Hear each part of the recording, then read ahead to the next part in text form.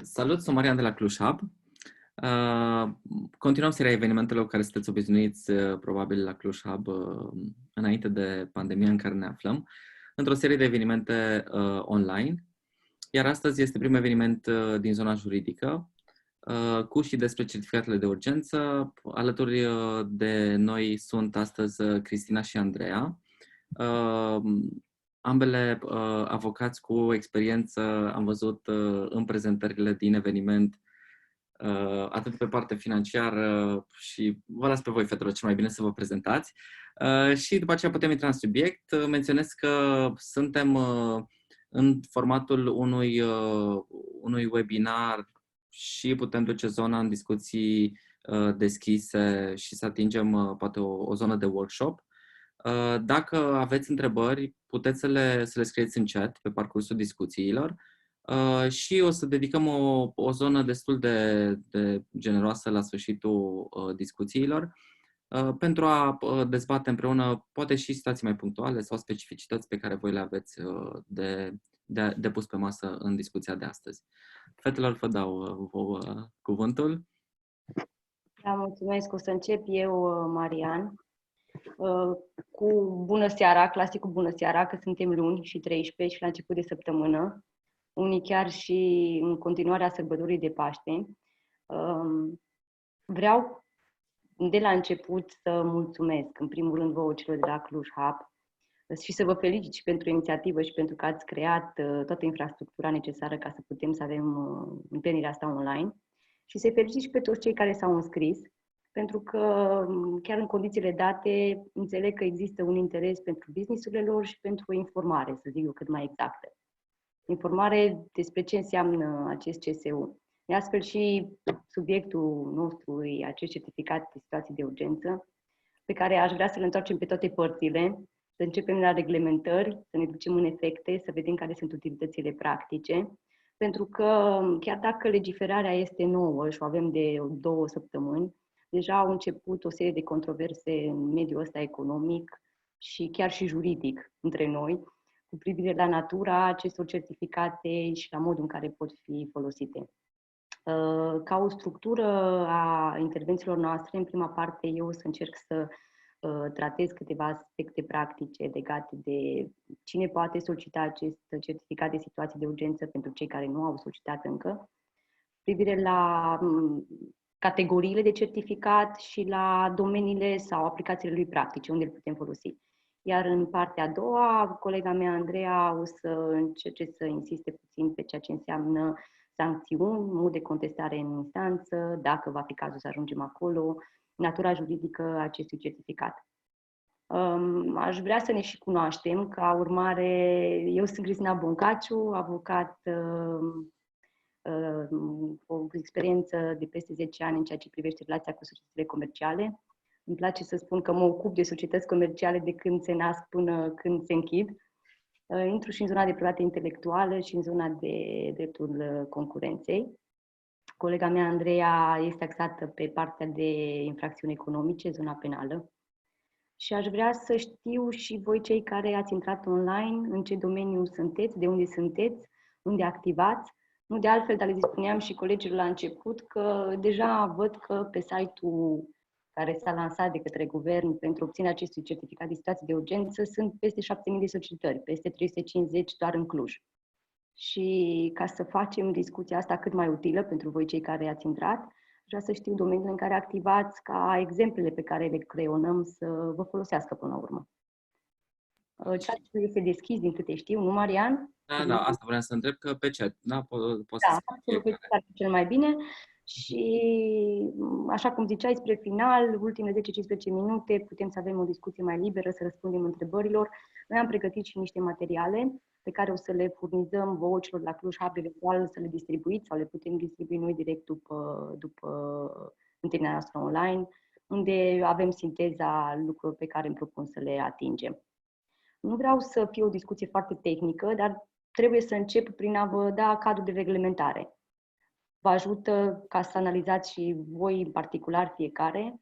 În esență vorbim de 3 acte normative unde putem găsi reglementări cu privire la acest certificat de situații de urgență sau CSU, cum îi spunem prescurtat, în Ordinul 791 pe 2020, Ordonanța 29, cunoscută ca și Ordonanța cu pachetul de facilități pentru operatorii economici, cât și în Ordonanța 37 pe 2020, ordonanța care reglementează amânările pentru plata ratelor, creditele bancare, dobânzi, comisioane la bănci.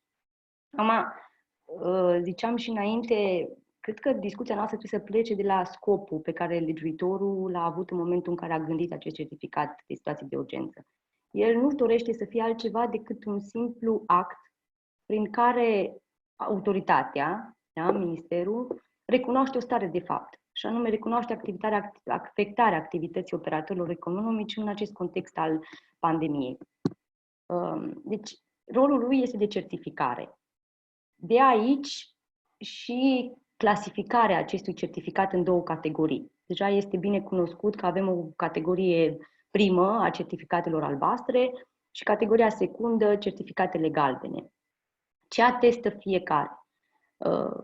Dacă ne uităm la definițiile pe care, normele legale pe care le-am indicat le oferă, vedem că sunt câteva aspecte comune și aș vrea să încep cu acestea. Atât certificatul albastru cât și cel galben, deci CSU în general, poate să fie obținut de operatorii economici. Acum, e foarte important să înțelegem ce înseamnă acest operator economic, pentru că am primit întrebări formulate în felul următor. Bun, IMM-urile beneficiază? În mod absolut. IMM-ul este o categorie de operator economic care poate să solicite acest CSU, pentru că în ordin se face trimitere expresă la IMM-uri. Acum, aici o atenție sau un semnal de alarmă, prin semnal de alarmă care l-aș trage. IMM înseamnă orice societate, da, care are un număr mai mic de 250 de salariați sau are o cifră anuală de afaceri netă de până la 50 de milioane de euro. Tot ce avem peste aceste limitări, ca număr de salariați, ca cifră anuală netă, înseamnă societate mare, da? Nu IMM. Fac această distincție pentru că o să vedem în efectele pe care le produc certificatele că IMM-urile pot folosi certificatul albastru pentru mai multe facilități decât societățile mari, cele cu peste 250 de salariați, care pot folosi certificatul doar pentru o anumită facilitate. Dar la momentul respectiv o să fac și distincția asta. Deci, ca idee, pot beneficia sau pot formula această cerere atât operatorii economici, IMM-uri, cât și firmele mai mari, care nu intră în categoria IMM-urilor.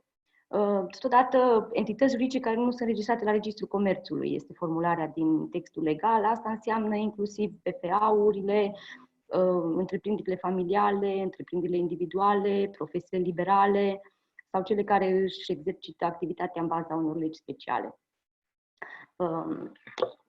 Nu pot beneficia persoanele fizice. Am primit și această întrebare, țin să o punctez, poate pare banal, dar persoana fizică nu poate beneficia de acest certificat, dacă nu are o formă de organizare sau o activitate comercială desfășurată. O altă problemă comună care s-ar pune din capul locului și pe care vreau cumva să o atingem, e cea legată de activitate. Pentru că atât pentru certificatul albastru, cât și pentru certificatul galben, norma legală ne spune în felul următor. Pot beneficia operatorii economici care întrerup temporar, total sau parțial activitatea sau reduc activitatea. Deci vorbim de o activitate. Acum se pune problema care activitate? Acea principală, acea secundară? Am avut întrebări formulate în sensul următor. Am codul CAEN autorizat pe activitatea A, dar majoritatea veniturilor mi le încasez pe altă activitate, care este un caiet secundar. Atât timp cât certificatul la Registrul Comerțului menționează CAEN-ul ABCD, nu contează, oricare, ca și CAEN autorizat și noi obținem venituri sau încasări pe acel CAEN, ne referim la activitatea din CAEN-ul aducătoare de venit. Deci nu contează că este activitatea principală, CAEN-ul principal sau CAEN-ul secundar, ne referim la o activitate care aduce venit și încasări. Acum, distincția. Certificatul albastru. Să o luăm punctual. Certificatul albastru se poate obține de acei operatori economici care întrerup total sau parțial activitatea. Întreruperea totală cumva este mai simplu de înțeles. Mai ales că avem și aceste ordonanțe militare, 8, nu până zilele trecute, mă înțeleg că o să apară și altele, Dar avem aceste ordonanțe militare care, în mod expres, prevăd faptul că anumite activități comerciale sunt suspendate. Și atunci, câteva exemple, dacă ar fi să luăm, de exemplu, din prima ordonanță militară, din ordonanța 1. La articolul 2 din acea ordonanță se prevede în mod expres că sunt suspendate activitățile culturale, de exemplu, teatre, cinematografe. Deci, cinematografe, teatre obțin certificat albastru pentru că activitatea lor este întreruptă total. Temporar, bineînțeles. Sau, nu știu, activitățile de sport. Avem piscine, avem săli de sport. Și aici mergem pe certificat albastru. Activitățile de divertisment, discoteci, baruri de noapte sau saloanele de îngrijire. Avem coafor, manicură, spaurile, saloanele de masaj. Toate ar intra pe primul tip de certificat în măsura în care solicită certificatul albastru. Nu știu, în ordonanța 2 militară se face expres referire la cabinetele și clinicile stomatologice. Acolo chiar ar fi o discuție legată de faptul că în ordonanță se prevede că aceste cabinete sau clinici stomatologice pot să facă urgențe. Asta nu înseamnă că nu-și întrerup activitatea și ele intră tot pe certificatul albastru. Sau în ordonanța 7, penultima care s-a dat, se face referire expresă la societățile care fac transport internațional de persoane în sistem de curse regulate, nu știu, Spania, Italia, și activitatea acestora este suspendată. Și ei, da, beneficiază de certificatul albastru pentru că activitatea lor este întreruptă prin efectul direct al acestor ordonanțe. Și atunci, ca să putem vorbi de o întrerupere totală de activitate, trebuie ca această întrerupere să fie prevăzută în actele autorităților competente care au legiferat în perioada aceasta stării de urgență, prin aceste ordonanțe militare, iar dacă nu sunt prevăzute în mod expres, efectul deciziilor autorităților să-i vizeze expres. Aici, în practică, se pune o adevărată provocare să vedem care ar fi societățile care nu au activitatea, să spun, întreruptă expres, dar și-o întrerup ca efect al unor decizii. Și, nu știu, primul exemplu care îmi vine în minte, poate și pentru că mi s-a adresat întrebarea asta la birou și este un client al nostru, o agenție care vinde bilete de avion. Okay? Nici printr-o ordonanță militară nu se prevede faptul că că societățile care vând bilete, agențiile astea de bilete de avioane, ar fi obligate să-și întrerupă temporar activitatea. În schimb, atât timp cât este interzisă circulația sau sunt interzise zborurile către Italia, Spania, Franța, Germania, ca efect direct al suspendării acestor activități, se suspendă sau este justificat să se întrerupă total și activitatea unei astfel de agenții. Important este să analizăm acolo unde nu avem text expres în ordonanța militară, să analizăm dacă activitatea pe care societatea noastră o desfășoară, activitatea comercială aducătoare de venit, de încasări, este într-o interdependență, într-o conexiune strânsă cu acele activități care sunt deja suspendate, zicem noi, prin efectul legii. Acum, tot în categoria certificatelor albastre intră nu doar societățile care întrerup total temporar activitatea, ci și cele care își întrerup parțial. Aici voiam să pun o întrebare. De exemplu, dacă ai mai multe caienuri și doar unul dintre ele ți-e afectat direct, să zic așa. De exemplu, cum e la noi, partea de evenimente. Atunci aplici pentru cel albastru sau doar pentru cel galben? Cum e? Da, înțeleg întrebarea ta și aici e și esența diferenței, să spun, între ce înseamnă întrerupere parțială de activitate versus reducere. Pentru că în momentul în care vorbesc de întrerupere parțială, mă duc în zona certificatului albastru, când vorbesc de întrerupere parțială, mă duc în zona certificatului galben, cu efectele pe care le voi explica. Acum, întreruperea parțială presupune existența mai multor surse de venit, o diversitate de activități specifice aceleași cod CAEN. Da? Deci nu trebuie să am neapărat mai multe coduri CAEN pentru a obține activități. Dacă în codul meu CAEN, activitatea mea poate fi, sau venitul meu poate fi obținut din mai multe activități, dar toate subsumate aceluiași cod CAEN, atunci, în momentul în care mi se întrerupe una dintre sursele, cumva, haideți să asociem activitatea cu sursa de venit, sursa de încasare. Deci dacă mi se taie una din sursele de încasări din cadrul clasei mele de cod Cayenne, care prevede mai multe activități, da? Atunci intru într-o întrerupere parțială. S-a pus, de exemplu, și problema la început, poate exemplul ăsta limpezește mai mult lucrurile, dom'le, trebuie să am mai multe ramuri de activitate? Nu. Pentru că pot să am o firmă care face și producție și comerț. Nu putem să vorbim de întrerupere parțială doar dacă își întrerupe activitatea de comerț și rămâne pe producție. Nu, chiar și în cadrul activității de producție, de exemplu, poate să producă A, B, C, D elemente. Sistează producția unui obiect, dar continuă cu cealaltă parte, cu celelalte surse de venit. Și aici, dacă mă întreb pe mine, vorbim de o întrerupere parțială. Ăsta e punctul meu de vedere, tocmai ca aceste societăți să intre în zona certificatului albastru. Ideea sau diferența centrală între întrerupere parțială și reducere de activitate ar fi următoarea. Dacă avem cel puțin două surse de venit, da? Surse de activități, întreruperea parțială din start implică și o reducere de activitate, mai mare sau mai mică, o diminuare de 20% din încasările din venituri. Deci, caracteristica esențială ar fi ca oprirea efectivă a unor activități, să se oprească anumite activități distincte și să continue această societate cu încasarea de venituri din alte activități. Dacă, în schimb, aici e o situație și mai interesantă, dacă, în schimb, avem o singură activitate, da?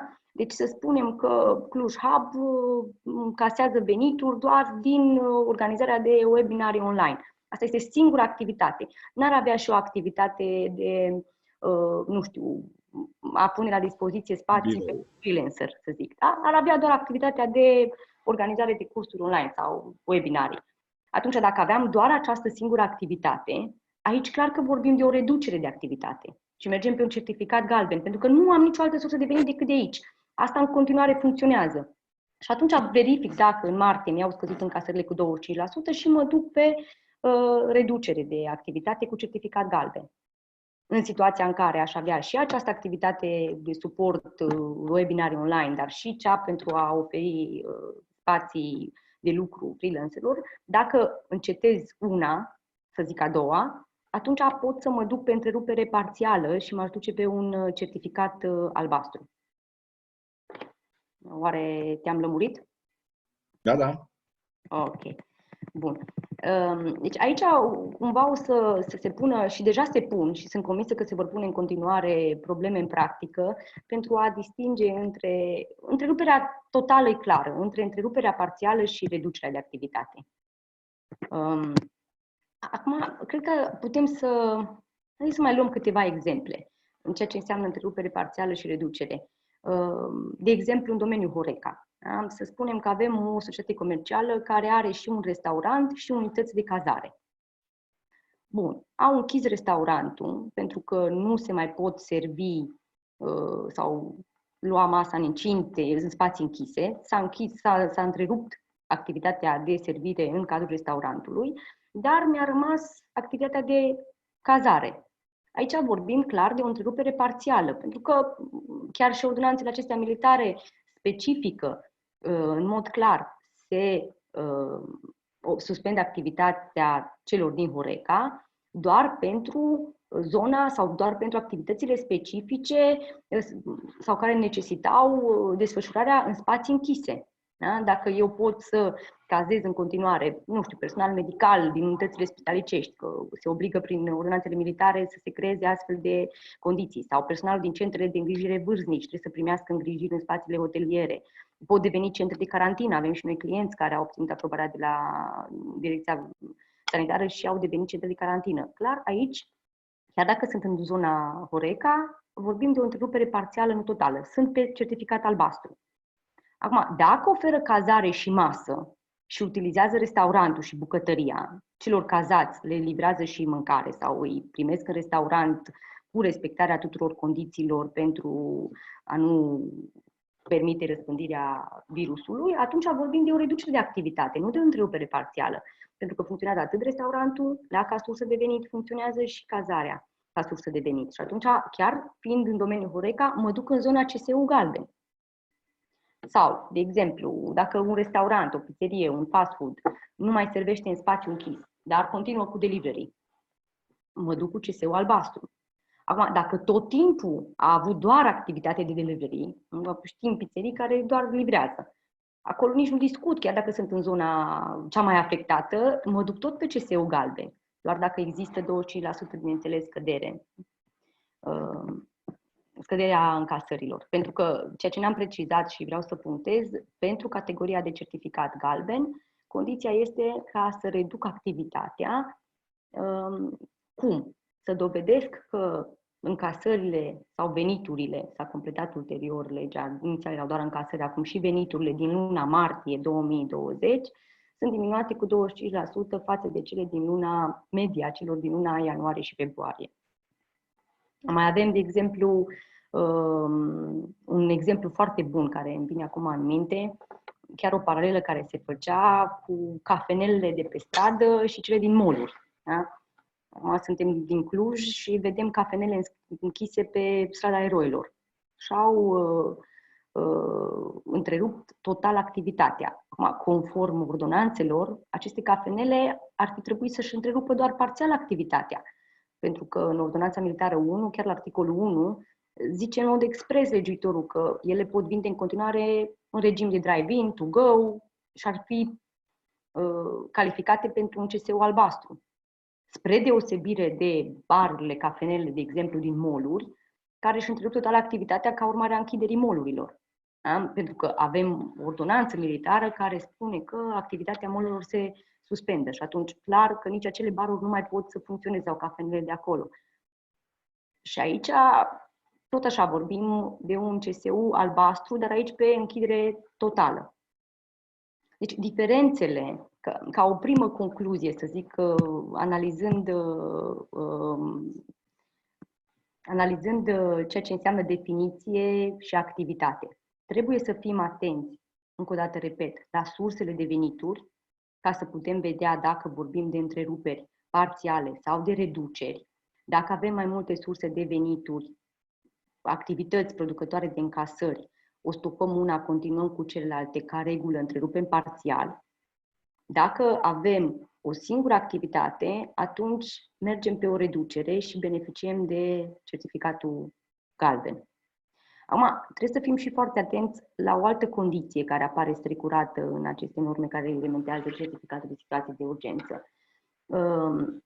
Întreruperea activității total, parțial sau reducerea ei trebuie să fie efectul acestei pandemii sau determinarea luării acestor măsuri trebuie să aibă la bază această situație de urgență care există.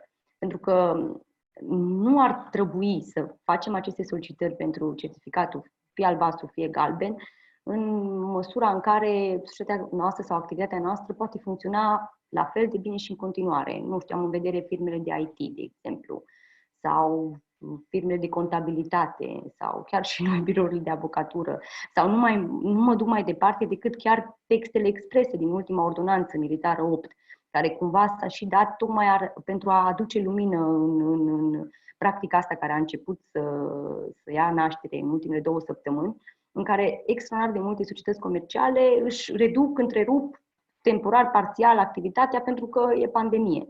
Și s-a intervenit legislativ, s-a prevăzut în mod expres. Sunt activități care nu pot fi întrerupte în perioada stării de urgență. Se prevede în ordonanța 8. Nu știu, centrele rezidențiale de îngrijire și asistență, adică azilele, orfelinatele, că sunt publice, că sunt private.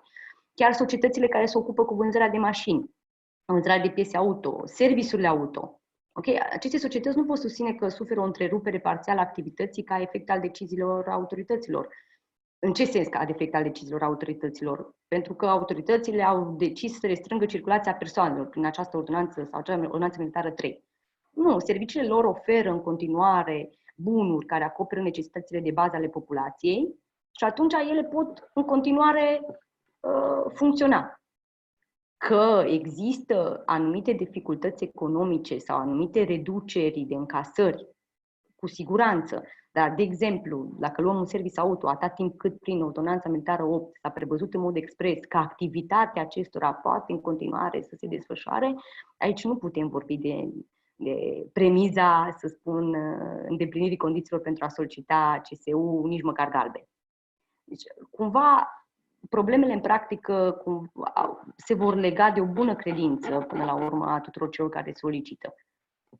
Sau, uitați, un alt exemplu ar fi, pentru că mi-e chiar la îndemână, piețele agroalimentare. Da? Piețele agroalimentare rămân deschise pentru agricultori. Se poate prevăla un agricultor de faptul că a fost afectat de decizia autorităților care au restrâns circulația persoanelor și agricultorul respectiv, PFA-ul respectiv, și-a întrerupt parțial activitatea? Nu. Atât timp cât prin ordonanța 8 se prevede că piețele agroalimentare sunt deschise și oferă produse privind necesitățile de bază ale populației, ei pot cel mult ar putea intra într-o zonă a CSU-ului galben, dar cu justificări concrete și directe cum le-a fost afectată activitatea.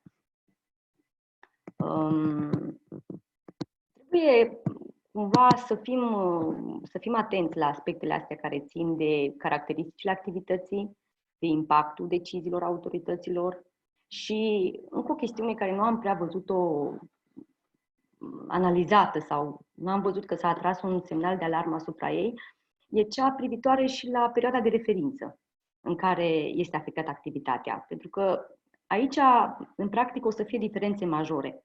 Dacă ne uităm la textele astea care reglementează certificatele de situații de urgență, vedem că certificatul albastru poate fi obținut de societățile care își întrerup activitatea, total sau parțial, pe toată perioada stării de urgență. Teoretic, ea a început în 16-a 3-a, se termină în 16-a 4-a, cu siguranță se prelungește până în 16-a 5-a. Așteptăm, sau cel puțin din declarațiile oficiale, înțelegem că până atunci va merge încă o lună. Deci, înseamnă că cei care își întrerup parțial activitatea pot să o facă în toată această perioadă de 2 luni. Probabil prin o ardă ordonanță militară, nu ar fi exclus, să mai apară alte activități care se suspendă în această perioadă. Deci cei cu certificat albastru au o zonă temporală mai largă, în comparație cu cei care pot obține certificat galben, unde perioada de referință se reduce doar la luna martie. Da? Deci dacă vreau să cer certificat galben, pot să mă raportez doar la încasările din martie. Aici eu cred că este o scăpare până la urmă a legiuitorului sau, spuneam la început, scopul pentru care a fost emis sau s-a gândit acest CSU a fost ca să faciliteze accesul IMM-urilor la facilități, în scopul de a permite accesul la șomaj tehnic. Au renunțat la obligativitatea CSU-ului la șomajul tehnic, dar au rămas aceste rămășițe în textele legale. Și de aici și necorelarea asta. Ar fi bine probabil, și mă gândesc că la un moment dat o să se intervină, să se modifice norma în ceea ce privește certificatul galben, astfel încât să se poată obține acest certificat de toți cei care vor face dovada diminuării cu 25% a veniturilor sau încasărilor, aș zice eu, pe întreaga perioadă a stării de urgență. Pentru că majoritatea firmelor vor simți aceste diminuări undeva în luna aceasta, în luna aprilie. Poate prea puține vor simți în acea jumătate de lună martie, pentru că facturăm cu termeni de plată mai extinse, avem de încasat din urmă și probabil acolo nu o să se simtă mari diferențe. Dacă o societate avea o scădere de 10-15% în martie, cu siguranță trece 25% în aprilie. Dar nu se mai încadrează pe certificatul galben. Sperăm să se reglementeze. Aici am și o întrebare, că tot vorbim de scăderile astea în general. Știu că nu e chiar poate discuția noastră, dar ajută. Există o sezonalitate, adică se ia în calcul o sezonalitate sau față de ce ne referim când zicem 25%? 25% la certificatul galben, ne referim la încasările sau veniturile din luna martie. Am înțeles, versus luna februarie sau martie anul trecut? Versus media lunii ianuarie și februarie. Deci adunăm încasările, depinde la cine raportăm, pentru că norma te lasă să te raportezi fie la încasări, fie la venituri. Contabilii știu foarte bine diferențele. Dacă, să zicem că luăm veniturile, trebuie să facem media aritmetică între venitul de pe luna ianuarie 2020, da? Suma A, plus suma B, venitul de pe luna februarie 2020 și îmi dă o medie. 5 lei, nu știu. Ei, în luna martie, după ce am închisă contabilitatea, am o cifră C. Da, și asta să fie mai mică cu 25% decât media. E mai mică cu 25% decât media acestor 2 luni anterioare, ianuarie și februarie. Și de asta spun că limitează temporal foarte mult legea asta posibilitatea celor care nu se încadrează pe întrerupere parțială, să spun, da? Sau totală, și ar merge pe o diminuare a încasărilor. Pentru că marea majoritate a celor care nu sunt afectați direct prin ordonanțele militare, aici s-ar încadra pe o diminuare a încasărilor. Cu siguranță peste 25% în aprilie. Doar că probabil nu va fi 25% în martie, că acolo oricum avem jumătate de lună cu încasări scăzute. Da, absolut. Deci cam aici ar fi diferențele strict sau efectele practice strict pe definiție. Haideți să vedem până la urmă la ce mai e obligatoriu CSU.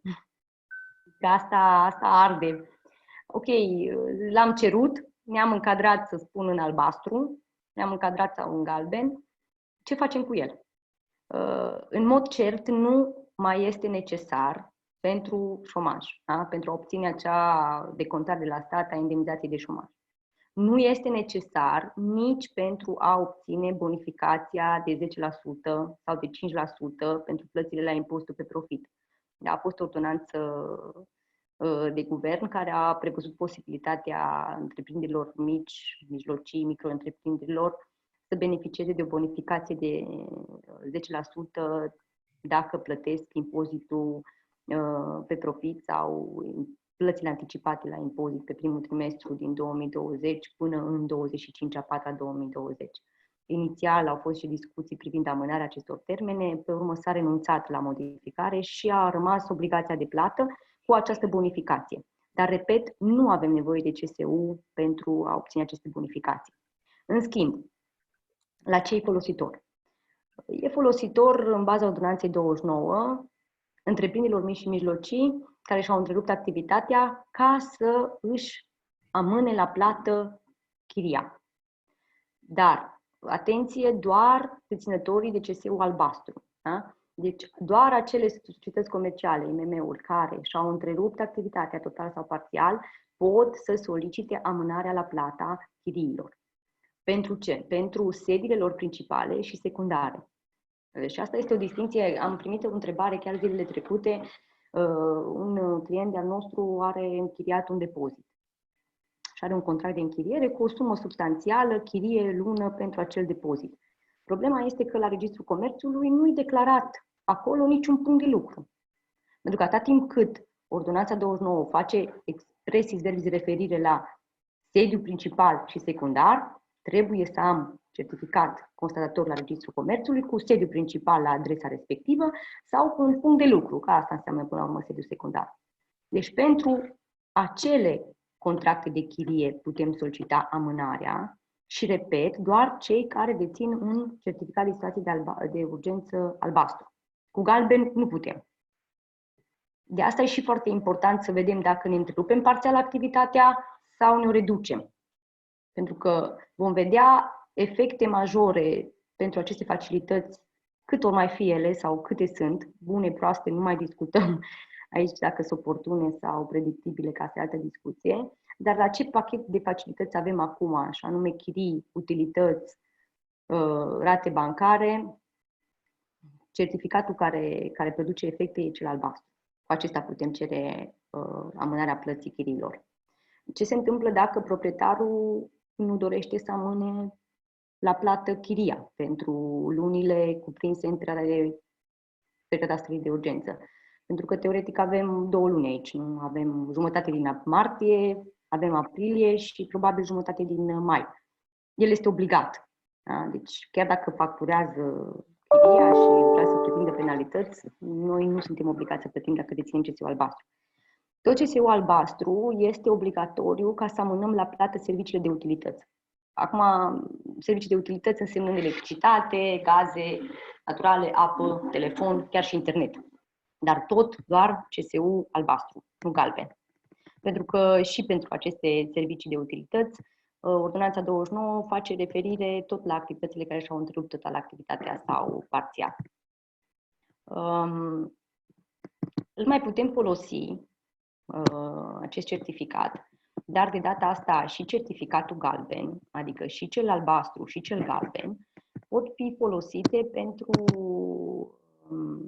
amânarea plății ratelor bancare. Da? Pe ordonanța 37, care se referă la această suspendare a rambursării ratelor, a dobânzilor și comisioanelor, debitorul, cum îl numește această ordonanță, trebuie să prezinte certificatul albastru sau galben ca să poată beneficia, bineînțeles, în condițiile stipulate acolo, nu intrăm în detalii, maxim 9 luni, nu mai târziu de 31/12/2020 și alte condiții.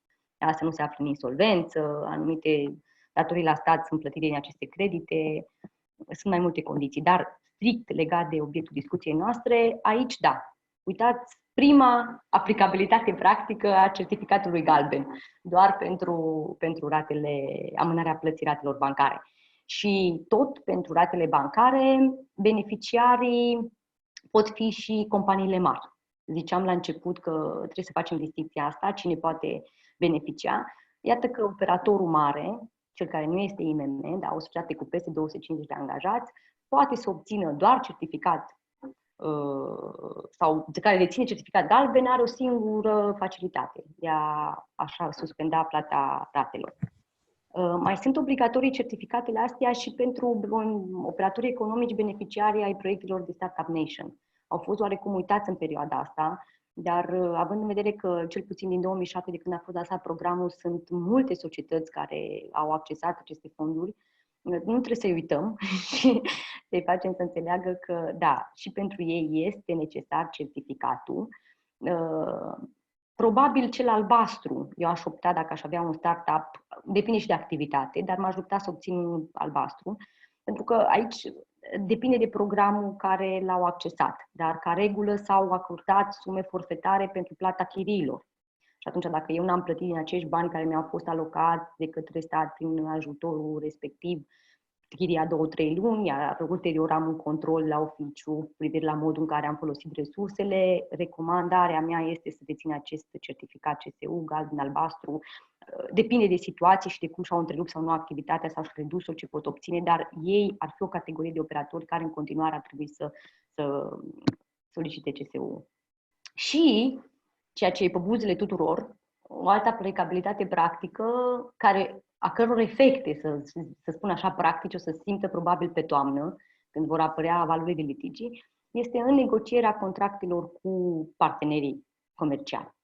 Acum, aici, ordonanța 29 instituie așa o derogare. Ca juriști, cumva cam toți am simțit că avem o încrețire a șuviței de păr în momentul când am citit ordonanța asta, pentru că derogă de la orice s-a reglementat până acum în zona forței majore.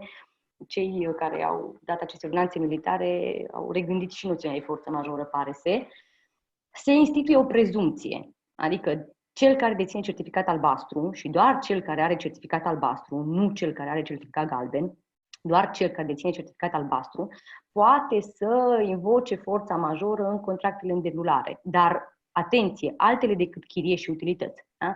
Deci, pentru contractele de chirii și utilități, se poate solicita amânarea plăților dacă dețin CSU albastru, iar pentru alte contracte cu furnizorii, cu partenerii contractuali, cu colaboratorii, pot să invoc forța majoră deținând CSU, prezumându-se că există o situație de forță majoră.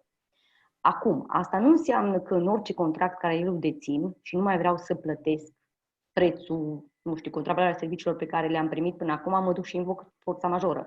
În esență, forța majoră trebuie în continuare analizată prin raportare la Codul Civil care o reglementează și la ceea ce înseamnă forță majoră. Forța majoră este un eveniment imprevizibil care odată suspendă efectul contractului. Asta nu înseamnă că încetează raportul contractual. Se suspendă obligația de plată. Până când? Până când ar înceta starea care a generat forța majoră. Dar trebuie să fim atenți pentru că această forță majoră se analizează strict raportat la obligația care este imposibilă a se mai executa. Aici, Andreea, colega mea, o să vă dea mai multe exemple pe ce înseamnă forță majoră și cum poate fi folosită. Eu doar vreau să vă punctez faptul că este necesar CSU albastru ca să pot să mă duc să negociez cu partenerii mei și din experiența noastră, forța majoră cred că probabil va putea fi invocată în 1% din cazuri. Sunt alte mecanisme juridice care pot fi invocate. Și de asta certificatele acestea, dacă pot fi sau sunt obligatoriu să le deținem pentru chirii, pentru utilități, pentru invocarea forței majore sau pentru suspendarea plății ratelor, ar fi recomandabil, pe de altă parte, să-l deținem pentru a negocia mecanisme de reechilibrare a prestațiilor contractuale. Și aici mă duc în zona impreviziunii, spunem noi juridic. Acolo ar fi foarte, foarte folositor certificatul. Că e galben, că e albastru, dacă nu pot invoca forța majoră în contract, probabil voi putea invoca o stare de impreviziune. Asta înseamnă că există un dezechilibru contractual, că prestațiile uneia dintre părți au devenit excesiv de oneroase, datorită unor situații excepționale, cum ar fi chiar această pandemie. Și atunci vorbesc de această renegociere, care, bineînțeles, implică o procedură prealabilă, trimit o notificare, încerc să renegociez condițiile și termenii contractuali. Dacă contractantul meu, partenerul meu comercial nu este de acord, chiar pot să ajung în instanță să-l oblig să renegocieze contractul și să reechilibreze prestațiile. Aici probabil vor fi cele mai mari implicații practice ale CSU-ului, cel puțin galben, care iată că până în acest moment are o singură utilitate. Da? Deci galbenul doar pentru datele bancare și recomandabil pentru a putea invoca impreviziunea în contractele comerciale. Bineînțeles, acolo unde contractele nu au alte prevederi. Adică ceea ce vorbim noi acum pe impreviziune sau forță majoră vine ca un subsidiar în sensul în care, primordial, analizăm prevederile contractuale. Deci fiecare societate își ia contractele comerciale încheiate, analizează clauzele de forță majoră sau impreviziune. Dacă părțile au stabilit anumite proceduri, nu mai vorbesc de niciun certificat galben sau albastru. Am putea în anumite situații, dar de la caz la caz. Nu vreau să plecăm cu ideea că ar fi o regulă generală în sensul ăsta.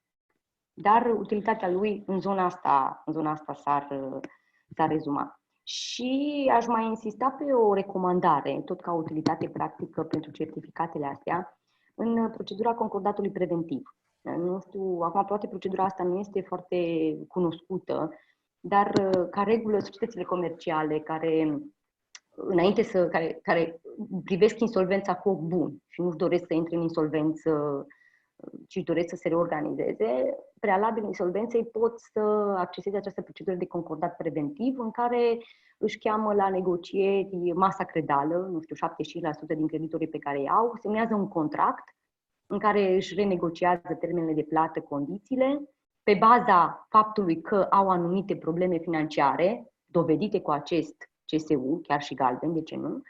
Iar mai departe, procedura vizează înaintarea unei acțiuni către judecătorul sindic, care aprobă acel contract, să-i spun așa, care e un plan de achitare a datoriilor. Cei 76% dintre creditori sunt împăcați cu asta. Utilitatea practică e aceea de a suspenda provizoriu orice procedură de executare silită pentru aceste companii. Da? Sunt într-o dificultate economică datorită situației în care ne aflăm cu pandemia. Mi-au scăzut încasările, nu pot onora termenele de plată, am creditori și atunci închei acest contract cu ei, îl avizez de judecătorul sindic și nu risc să mă execute.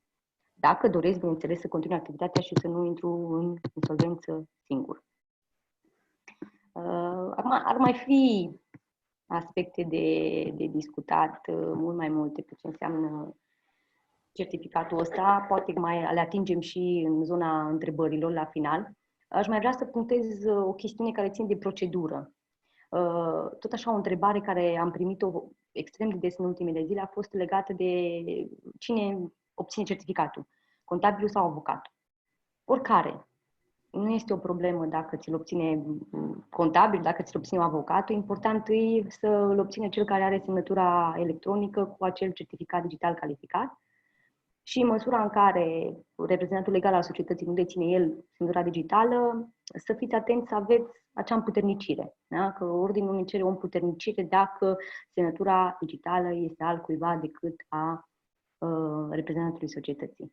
Și atunci, fie că ne împuternicim contabilul pentru decizia asociatului unic, o decizia în generale nu contează, fie că avocatul are o delegație de avocat cu care solicită certificatul, este în regulă, important este să încărcăm pe site.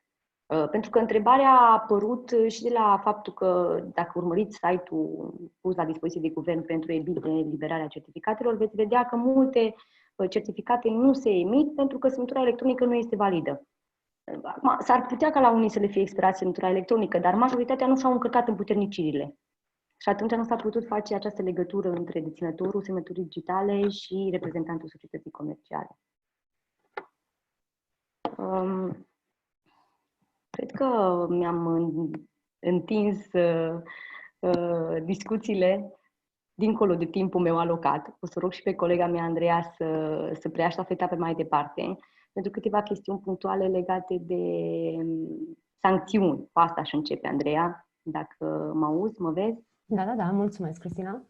Sancțiuni până la urmă, pentru că se pune problema ca procedură, da, de emitere a certificatului, știm că dăm o simplă declarație pe proprie răspundere. Nu mi verifică deocamdată nimeni. Da? La acest moment. Și atunci încărcăm această declarație cu împuternicirea aferentă. Acolo spunem că ne-am întrerupt activitatea total, bifăm că am întrerupt-o parțial sau că am redus-o. Andreea, lămurește-ne. Ce se întâmplă dacă mințim? Tocmai prin prisma faptului că la momentul la care se solicită acest certificat de situație de urgență, indiferent că este albastru sau că este galben, nu se depune niciun document justificativ. Practic, certificatul se eliberează online, automat, ca urmare a simplei declarației pe proprie răspundere pe care o depune solicitantul. Tocmai pentru că există posibilitatea ca afirmațiile solicitantului să nu corespundă realității, urmează ca, atât pe perioada stării de urgență, cât și ulterior eliberării certificatului de urgență, organele abilitate în acest domeniu, care în opinia noastră ar urma să fie reprezentate de organele din cadrul ANAF-ului, urmează să efectueze o activitate de inspecție și de control la solicitanții, la beneficiarii certificatelor de urgență. Astfel, în măsura în care se va constata că certificatul de situație de urgență a fost eliberat cu încălcarea dispozițiilor legale sau ca urmare a prezentării solicitantului a unei situații de fapt care nu este conformă realității, urmează ca acesta să răspundă atât din punct de vedere penal, fapta acestuia constituind infracțiunea de fals în declarații, cât și din punct de vedere cât și față de beneficiile de care a dispus ca urmare a eliberării acelui certificat. Astfel, organele abilitate urmează, în urma controlului, vor solicita Ministerului desființarea actului juridic, în speță reprezentat de certificatul de urgență, și pe care de consecință solicitantul va pierde toate beneficiile care au rezultat din emiterea acestuia. Totodată, în practică, chiar dacă pe platforma a fost pusă la dispoziția solicitanților relativ recent, s-a constatat o serie de mici probleme și anume fie faptul că solicitanții au solicitat eliberarea unui certificat greșit, fie că platforma în mod greșit a eliberat un certificat greșit. În această situație, tocmai datorită faptului că au fost semnalate mai multe situații de acest gen de către solicitanți, Ministerul a pus la dispoziție o adresă de e-mail la care solicitanții ar urma să sesizeze acest aspect, iar urmând ca Ministerul să dispună pe cale de consecință anularea certificatului și emiterea unui nou certificat corect. Semnalăm în această situație că, în cazul în care, din greșeală, ați solicitat, spre exemplu, emiterea unui certificat galben în loc de emiterea unui certificat albastru sau invers, în măsura în care nu veți semnala această concordanță la adresa de e-mail indicată de către Minister, nu veți mai avea posibilitatea să obțineți certificatul corect. Pentru că, astfel cum prevede legea, unui operator economic îi poate fi emis un singur certificat de urgență. De asemenea, există și posibilitatea ca Odată cu ocazia controlului efectuat de organele abilitate, să se constate faptul că certificatul pe care l-ați solicitat a fost emis cu nerespectarea condițiilor legale și, prin urmare, se dispună atât atragerea penală a solicitantului, cât și desființarea certificatului emis și pierderea beneficiilor care au fost emise în baza acestuia. De asemenea, astfel cum am arătat, anularea certificatului urmează a fi dispusă de regulă pe calea procedurii administrative interne, în baza solicitării beneficiarului certificatului sau în baza solicitării organelor abilitate, care cu ocazia controlului au constatat faptul că nu au fost respectate dispozițiile legale. De asemenea, după părerea noastră, apreciem că eventualul control care urmează a fi efectuat în cadrul societății care a obținut un certificat de situație de urgență pentru verificarea conformității faptelor prezentate de către el prin declarare de răspundere cu realitatea din contabilitatea societății, apreciem inclusiv partenerul contractual al celui care prezintă un asemenea certificat, dacă are suspiciunea rezonabilă că certificatul a fost eliberat fără respectarea prevederilor legale, respectiv partenerul fie nu și-a încetat parțial sau total activitatea, fie că nu a realizat o diminuare a veniturilor, apreciem că inclusiv partenerul contractual se poate adresa organelor abilitate, urmând ca acesta să efectueze controlul la sediul beneficiarului certificatului de siguranță de certificatului, iar în urma controlului să se dispună propuneri către minister în vederea anulării acestuia. De asemenea, chiar și în ipoteza în care, spre exemplu, chiar în situația în care solicitantul a semnalizat ministerului faptul că din greșeală a solicitat un tip de certificat greșit sau că aplicația din greșeală a emis un certificat greșit, iar ministerul nu ia nicio măsură în acest sens, beneficiarul are inclusiv posibilitatea de a ataca în instanța de contencios administrativ certificatul eliberat de către Ministerul Economiei, urmând ca instanța, în măsura în care din probatoriul administrat constată că acesta a fost emis cu nerespectarea dispozițiilor legale, să dispună anularea acestuia. De asemenea, inclusiv partenerul contractual căruia îi se opune un certificat într-un litigiu privind fie constatarea impreviziunii în contractul comercial încheiat între părți, fie într-un litigiu având ca obiect constatarea stării de forță majoră în contractul comercial încheiat dintre părți, are posibilitatea de a invoca pe cale de excepție nelegalitatea emiterii certificatului, caz în care acesta ar urma să fie anulat și, de asemenea, instanța ar urma să nu țină cont de el la momentul la care se va pronunța cu privire la incidența sau nu a impreviziunii sau a cazului de forță majoră. Andreea, mulțumim frumos. Cred că ne-ai lămurit. Eu sperăm să nu ajungem aici, că și eu la rândul meu am tot fel de emoții pe certificat.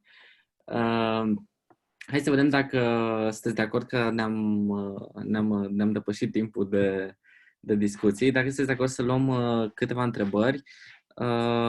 Dacă aveți întrebări din cei prezenți, suntem aici să vă răspundem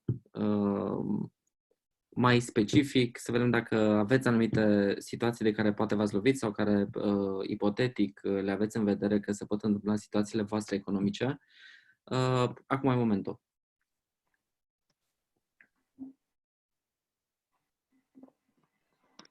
Nu, mie mi-ați răspuns la întrebări, ce-i drept, că v-am spus că am niște întrebări. La Tudor i-ați răspuns la început.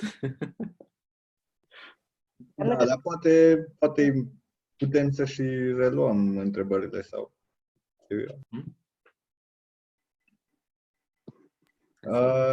Ce se întâmplă, de exemplu, dacă în negocierea cu un furnizor el nu acceptă certificatul sau chiar dacă îl prezint nu vrea să... Nu ține cont de el, da. O să-ți răspund eu, Tudor. Să o luăm sistematic. în ce fel de contract. Da? Că dacă îl prezint, eu dețin un certificat albastru și îl prezint proprietarului meu, care îmi spune că el nu vrea să amâne nicio plată a chiriei, pentru că pe el nu interesează. Da, la chirie mă refeream în principiu, da. Și se întâmplă, am și văzut deja că sunt proprietari care și-au anunțat companiile, ce du-te și bagă certificatul la loc în sertar, nu mă interesează, nu-ți convine, pleacă. Teoretic, strict legal, separat de ce înseamnă negocierea părților și relațiile contractuale și buna credință, strict legal, eu am dreptul să nu-i plătesc chiria aceste 3 luni de zile. Am nu pot să-l forțez să accepte. Pot, într-un mod legal, să nu plătesc. Asta înseamnă că dacă eu nu plătesc astea 3 luni de zile, că acceptă el, că nu acceptă el, el nu poate să-mi calculeze penalități începând cu data la care trebuie să plătesc chiria integral pentru că se insistează starea de urgență. Da? Deci nu-i plătesc chiria martie, aprilie, mai. El îmi spune, nu-s de acord, mi-o plătești.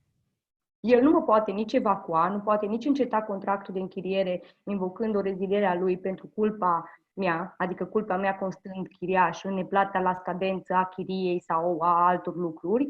Și dacă o invocă, nu se reține un caz de culpă. Da? Deci el nu poate, într-un mod legal, să-mi activeze clauze contractuale de reziliere sau clauze care privesc anumite culpe ale mele sau clauze care prevăd clauze penale, spunem noi, da? Plata unor despăgubiri dacă nu plătesc chiria sau nu fac A, B, C și D. Acum, în practică, în ceea ce privește chiria, aici trebuie să fim și foarte atenți ce îi cerem să amâne la plată. Chiar discutam și făceam diferența aia între sediu principal și, nu știu, punct de lucru. Să spun că eu am un contract de închiriere, sunt restaurant. Am un contract de închiriere pentru partea de restaurant, unde servesc publicul sau clienții mei la masă și mai am o anexă închiriată cu titlul de depozit. Da? Acum, eu nu o să mă duc să mă prevalez de CSU care l-am obținut albastru, cerându-i să-mi amâne plata inclusiv pentru spațiu de depozit. Pentru că acolo proprietarul meu are dreptate, acolo nu am nicio problemă, în continuare eu îmi pot depozita, nu știu, utilaje de bucătărie, aprovizionarea, nu știu ce pot să-mi depozitez acolo. Dar atât timp cât eu folosesc acel spațiu, nu mă pot prevala de o amânare la plată pentru acel spațiu. Da? Teoretic trebuie să fiu și eu de bună credință și dirigent. Atunci eu pot, de asta contractul de închiriere este incredibil de bine să avem chiria stabilită pe metru pătrat. Pentru că acum în practică ne lovim de următoarea problemă. Păi eu n-am negociat pe metru pătrat chiria. Okay? Cât pot să amân? Dacă plătesc 3.000 de euro chirie și suprafața mea îi de 500 de metri pătrat, exemplu e halucinant, aberant, îl dau așa pentru a avea subiect de discuție, ok, nu știu, jumătate îl folosesc, jumătate nu mai folosesc. Nu o să te poți prevala pentru a amâna plata chiriei pe tot contractul. Da? Asta e un caz particular al contractului de închiriere. Nu știu, dacă ai CSU și mergi și vrei să negociezi cu partenerul tău contractual, nu știu, furnizorul tău de șuruburi și furnizorul tău de șuruburi, domnule, tu ești cu certificatul tău că nu este nicio forță majoră. Bun, nu e forță majoră, dar ți invoc impreviziunea. Adică nu mai pot să cumpăr, că e excesiv, e oneros pentru mine să-ți plătesc acum prețul ăsta, având în vedere că eu la rândul meu nu vând piesa respectivă și nici eu nu am alți clienți. Ei, și în astfel de situații nu pot să-l oblig să accepte. Da? Pot să mă duc mai departe, pot să diminuez eu plata, da? Și să mă duc cu o acțiune în instanță în care să solicit intervenția judecătorului, că cel puțin în impreviziune se poate, să solicit intervenția judecătorului să intervină judecătorul în contract și să reechilibreze prestațiile. Deci cam astea ar fi mecanismele. În contracte de închiriere pot stopa juridic orice sancțiune de-a mea. În celelalte contracte pe care trebuie să le negociez, de exemplu cu certificatul galben sau cu impreviziune, îmi creez premizele pentru a mă duce la un eventual proces dacă vreau să merg și nu recomand să ajungem acolo, că ar trebui să discutăm și să avem o negociere clară. Dar ca ultim remediu ajung acolo. Eu, ca și proprietar sau ca și co-contractant într-un contract comercial, vă spun cu toată sinceritatea, nu mi-aș lăsa contractul pe mâna judecătorului să fie renegociat de el și să-mi stabilească el cât e de oneroasă sau puțin oneroasă obligație, pentru că, vă dați seama, o să ne trântească o experiență de evaluare și cam acolo suntem. Mulțumim, Cristina, mulțumim de răspuns la întrebare. Dacă mai sunt și alte întrebări? Da, că nu toată lumea e lămurită, CSU ăsta nu pune probleme. Vă mulțumim foarte mult pentru... Da, și noi mulțumim. Vedem și altele. Da, cine nu a reușit să intre, sigur se va bucura să afle toate informațiile din înregistrare. Știu că aveți și o prezentare, rugămintea să mă transmite și pe aceea și cu siguranță continuăm dialogul, sperăm să fie de folos pentru toată lumea. Mulțumim! O seară. Hai, seară frumoasă, pa, pa! Pa.